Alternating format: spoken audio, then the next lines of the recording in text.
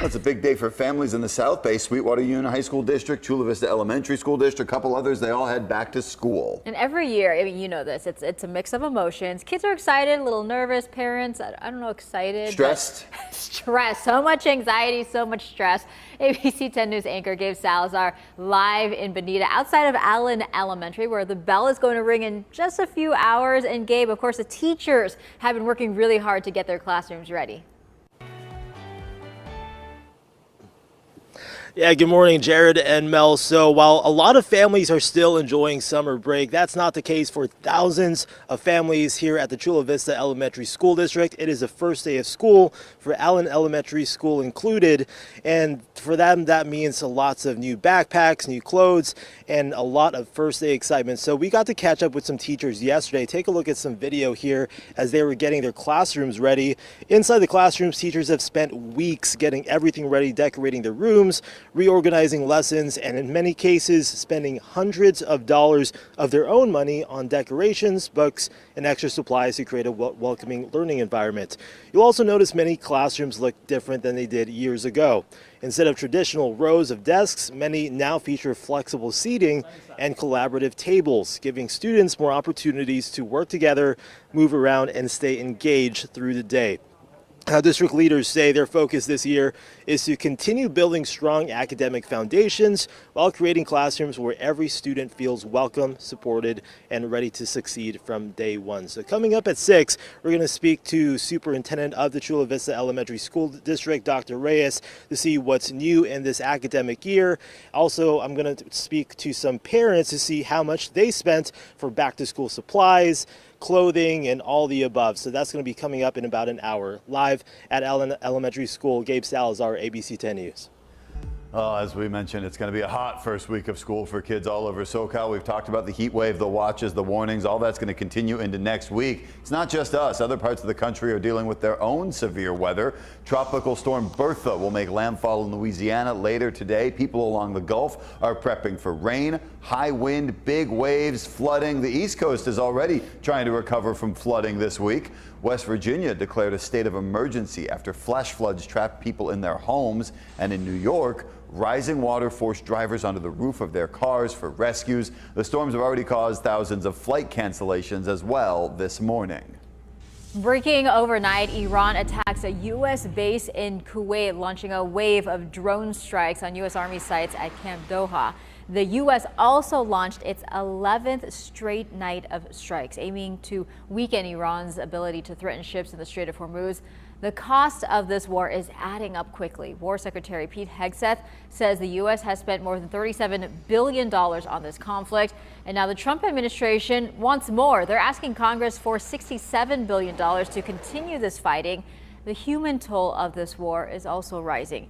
18 American service members have been killed so far. The Pentagon identified 2 more soldiers recently killed, 28-year-old Sergeant Angel Rampersad and 30-year-old Sergeant Michael Swinton.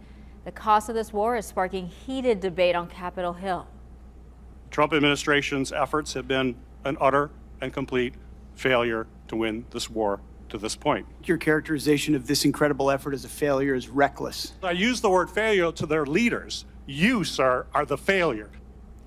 President Trump is now threatening to strike a site near one of Iran's main nuclear facilities. Iran warns it will target American entities in the region if that happens.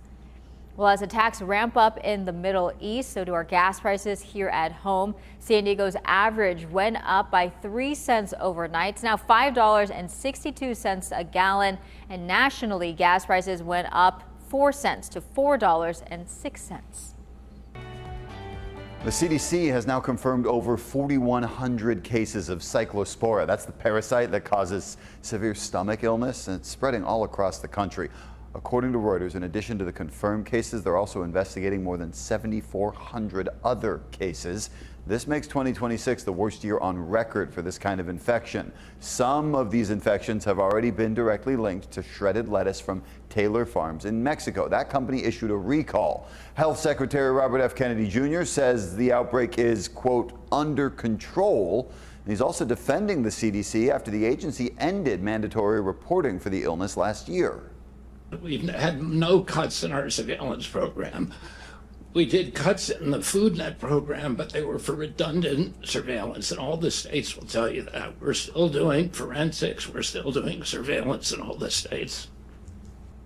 And doctors are also dealing with another outbreak, a surge in measles cases. Infections this year have already passed last year's total. Last year had been the highest since 1991. Experts credit a decline in vaccinations for driving this now 35-year record high.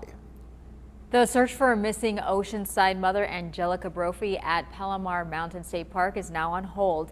Police say search and rescue resources have been exhausted. Investigators will meet this week with the Sheriff's Office and California State Parks to review their next steps. They say they remain committed to the investigation and support Brophy's family. Police say there is no evidence that she was the victim of a crime. She was last seen more than 2 weeks ago on July 6th. The Trump administration is withholding more than $800 million in Medicaid payments to California. Health officials blame fraud concerns. They want California to prove that health services are legitimate before they hand over that money. And a lot of the money in question pays for in-home care. Governor Gavin Newsom calls this move a political stunt. California Attorney General Rob Bonta is now reviewing the situation. Be your eyes and ears as Comic-Con 2026 sets up in downtown San Diego. On Harbor Boulevard and in the Gaslamp District, things are already ramping up, even though Comic-Con doesn't even start until Thursday. You got Adult Swim setting up a massive offsite on the harbor. Then, as you walk towards the conference center, have you ever seen this many wraps on buildings? No. American Horror Story, The Rookie, Avatar, Wolverine, Rings of Power, you name it. It's on a building. The Gaslamp District is already packed with fans, but they even say It's the calm before the storm. It's definitely the calm before the storm. Now, most notable, the Gaslamp sign has been transformed. Marvel is releasing Avengers Doomsday at the end of the year, so they're going pretty hard on that. So there's a lot of excitement for Marvel and the Avengers Doomsday. Oh, Marvel. Definitely Marvel. This just goes to show how big this event is and can get. I know every year I say it can't possibly get any bigger, and then every year it gets bigger. But I remember when this convention was held in the basement of a hotel. In downtown, Emily Coffey, 10 News.